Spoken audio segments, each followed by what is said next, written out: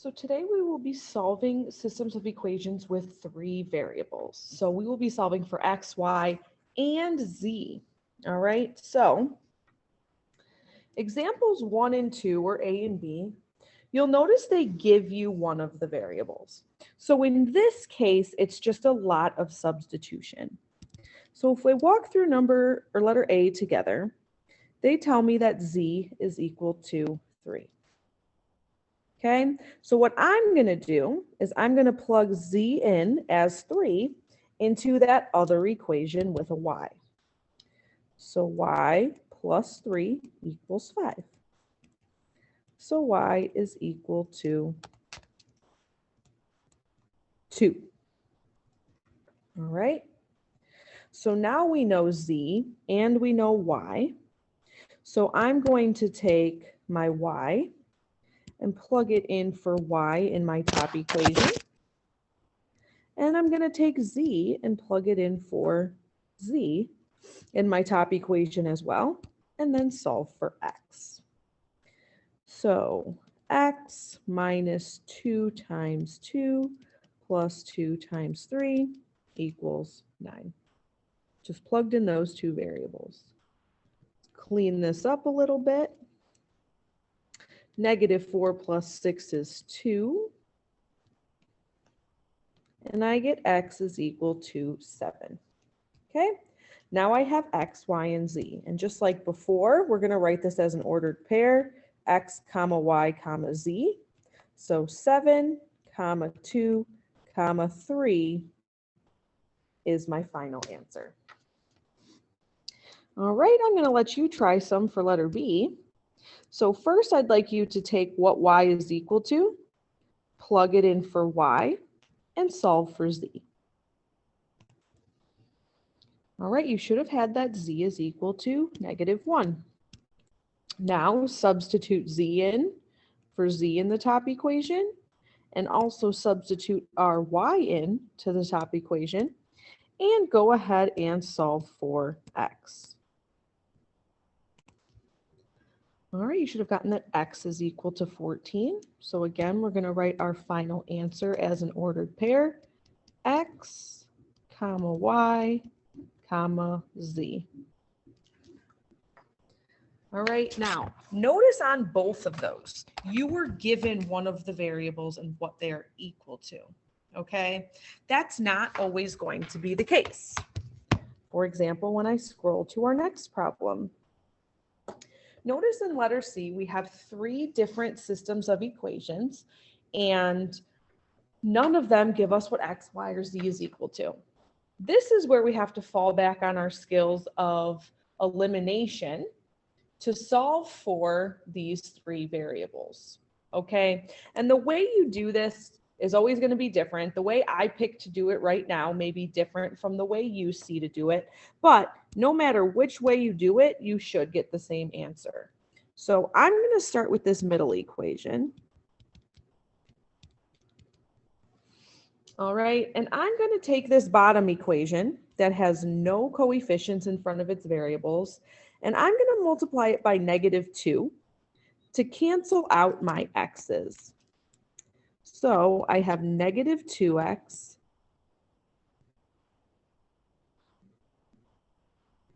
minus 2y minus 2z equals 6. All right, let's do our elimination. Our x's eliminate like we wanted them to. I get negative 5y. Oh, and lucky, our z's eliminated too. So this is equal to 15. All right, so y is equal to negative 3. All right, so now that I have y, I'm going to pick another set of equations to do elimination with and see if I can then figure out a second variable. So I have not used my top equation yet, so I know I'm going to have to use that one because I haven't used it yet. And I'm going to kind of do the same thing. I'm going to come to this equation and I'm going to multiply it by negative 4. Because again, I'm trying to get my x's to cancel. So a negative 4 will cancel a positive 4. So I'm going to distribute this. Negative 4x minus 4y minus 4z equals 12. Let's do my elimination step here. My x's cancel just like I wanted them to. And I get negative 3y minus, why did I write a y there? 4, or negative 4 minus 3 is negative 7z is equal to 12. Well, notice I have two variables here, but I already solved for what y was going to be. So I'm going to plug y in right there and solve for z. So negative 3 times negative 3 minus 7z equals 12. All right, I would like you to go ahead and solve for z. But before you do that, I just realized when I was solving it myself,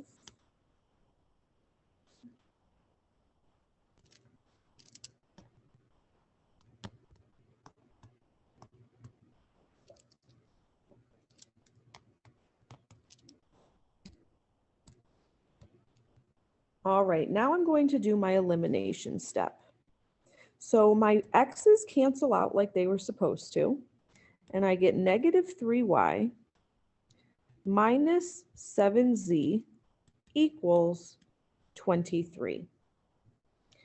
But I already solved for what y was, so I'm going to take y and plug it in for this y to solve for z.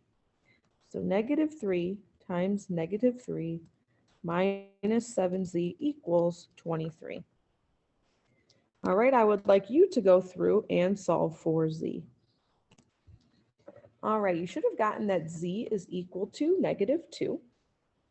So now that I have x and I have y and I have z, or no, sorry, I don't have x, but I have y and z, I can plug z and y into any of these three equations to solve for x. Now, I think the bottom one is probably the easiest because there's no coefficients. So I'm going to take y and plug it in for y. I'm going to take z that I have down here and plug it in for z and solve for x. So x minus 3 minus 2 equals negative 3. X minus 5 equals negative 3. So x is equal to 2. And then just like before, we're going to write our final answer as an ordered pair, x, comma, y, comma, z.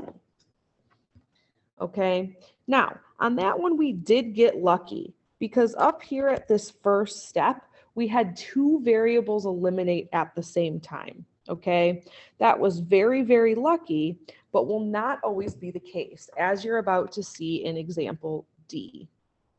All right, now, like I said on example C, however you're doing your elimination stuff, whichever equations you're choosing is totally up to you. So my choice may not be the same as your choice, but no matter what, we should still get the same thing for X, Y, and Z.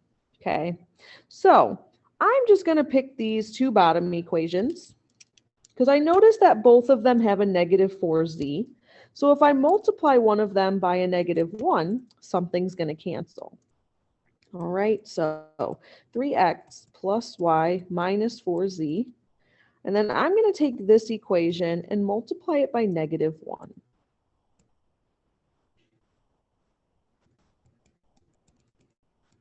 All right, and let's do our elimination. All right, so this is going to be x minus 2y. Those eliminate equals negative 10. So notice we did not get lucky like the other one. We still have an x and a y. Okay, so now I'm going to look at two different equations, and I'm going to also eliminate the z. Okay, if I eliminated the z here, that means I have to eliminate the z again so that I have two equations with only x and y. That's super, super important that you eliminate the same variable. Okay, so I have not used the top equation yet. So we know we're going to use that one. And then let's see, I'll just write it out. All right, and the other one that you choose does not matter.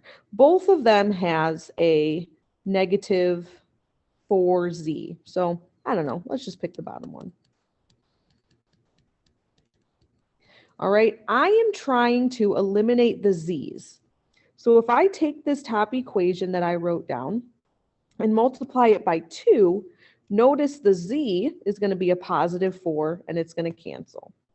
All right, so I'm going to rewrite this after I multiply it by 2. 2x minus 2y plus 4z equals negative 8.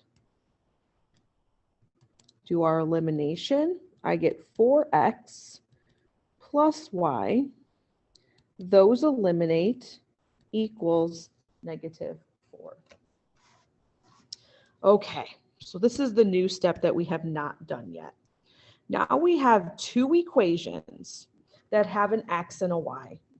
Okay, I'm going to do elimination again with these two equations to solve for one of my variables. Okay, so again, I need to eliminate something. I think what I'm going to eliminate is the y, because if I multiply this y by 2, it's going to eliminate that y. All right, so I'm just going to rewrite these over here. X minus 2y equals 10. And then I'm going to take this equation and multiply it by positive 2. So I get 8x plus 2y equals negative 8. Do my elimination step, and I get 9x, those eliminate, equals negative 18. Well, look at that. After all that work, I finally got one of my variables. I got x is equal to 2. All right, so I just want a way to show that all of this stuff goes together. So I'm just going to do that. All right, so just to recap, I did elimination once to get rid of z. I did elimination twice to get rid of z. And then I took my two new equations and did elimination again to eliminate y. And now I have what x is equal to. Okay, so now what do? We have to find y and z. All right, well, pick one of these equations where you eliminated z. All right, say I pick this one. Take that equation, plug in the x that we just got. All right, so I have 4x plus y equals negative 4. So 4 times negative 2 plus y equals 4. Do some algebra here.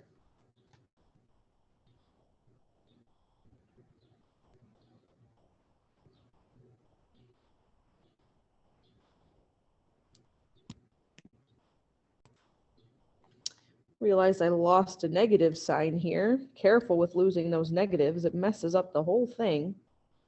And I get y is equal to 4. All right, now I have x and I have y. And now I have to go through and solve for z. And again, you can plug x and y into any of these three equations to solve for z. All right, but I try to kind of pick the quote unquote easier one, which is usually the one with the least coefficients. So I'm going to plug it into the first equation. All right, so I'm taking x and plugging it in here. And I'm taking my y and plugging it in here to then solve for z. So negative 2 minus 4 plus 2z equals negative 4. Not going to lose my negative sign this time. So 2z is equal to 2. And we get that z is equal to 1. All right, so a lot of work there, but my final answer is going to be x, comma, y, comma, z. All right, and I'll just number the rest of my steps here. This was what I did fourth, and this was my final step, just so that if you're looking back at your notes later, you remember how we did that, because it does kind of look like a big mess right now.